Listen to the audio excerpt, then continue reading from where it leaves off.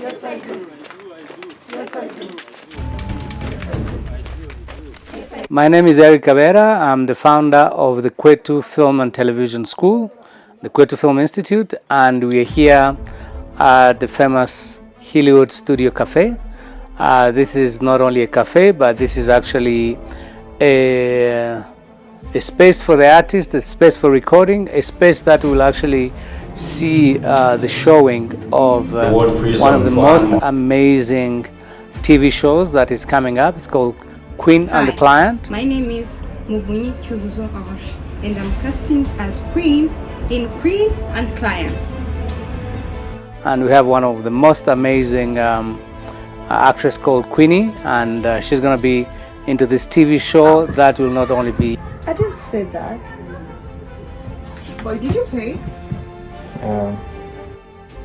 Some bits of French, some bits of Kinyarwanda. So this is really the continuation of the Rwanda film industry, or the Rwanda Film Festival culture. And the Rwanda Film Festival has been run by the non-for-profit organization known as the Rwanda Cinema Center. And the Rwanda Cinema Center has been in business for the past 30 years. And we have been training, we have been curating films, and we've been showing films into the countryside and in Kigali and in the four corners of the country. And this has been a culture that we created since 1995, and the film festival has been going on for all that time, beside the time when we went through COVID. Everybody was hit by COVID, so we were not spared. So we are definitely planning to relaunch, and relaunch in a big way, and relaunch in a way that will satisfy our audience. So far we have more than 3,000 films that have been applied to our film festival, and by this year we are planning to have a soft launch or soft relaunch of the Rwanda Film Festival. And the Rwanda Film Festival has been labeled as Hollywood because it stands for Hollywood in the hills of Rwanda, or cinema in the hills of Rwanda, because Rwanda is known as the land of 1,000 hills, and that has been incredibly important for us to be in a position of taking an amazing technology to the countryside. We have these screens that were supplied to us by Inflatable Films back in Utah, and these are equipments that were actually designed to show films in remote areas. And we have about 4 screens that we have used in the past 25 years showing films in the countryside, in villages. And we don't only get 100 people or 200 people, but we get like 1,000 to 5,000, sometimes even 10,000 people who come and watch some of the films that we project into the countryside. So that's very, very impactful.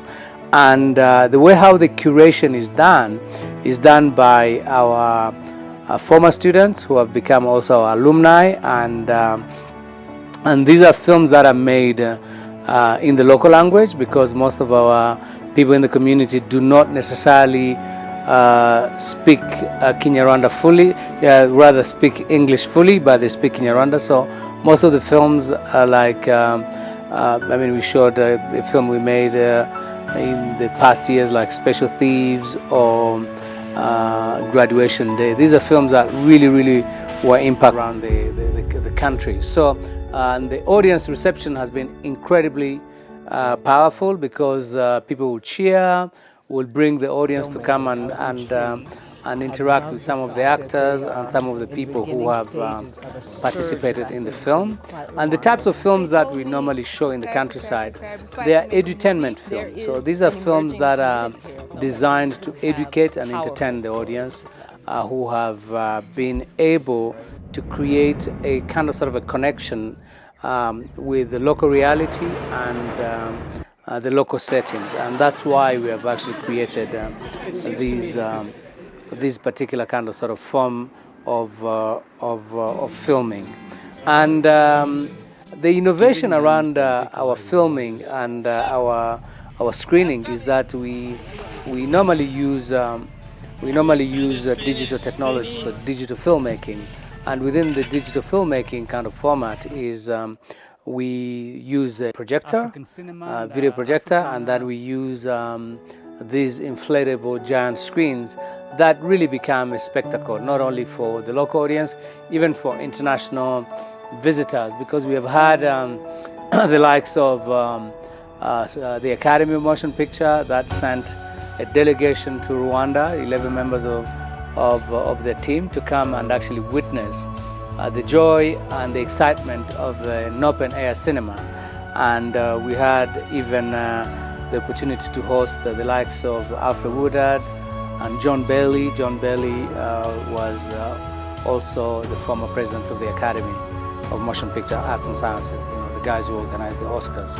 So we boast ourselves to be one of the leading film and television festival in the country, and we have of course inspired other young film festivals to spring up and to showcase East African films, world films, and most of our students and participants have actually become really active members of the Afro Hollywood as we know it of today.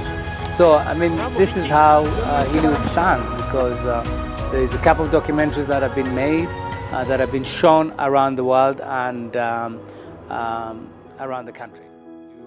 You call it in your country. It could be called Lutuku in Congo. It could be called the Brukutu in Nigeria, Changa in Kenya. So these are the kind of things that societies are fighting for, so that people don't get like wrong substances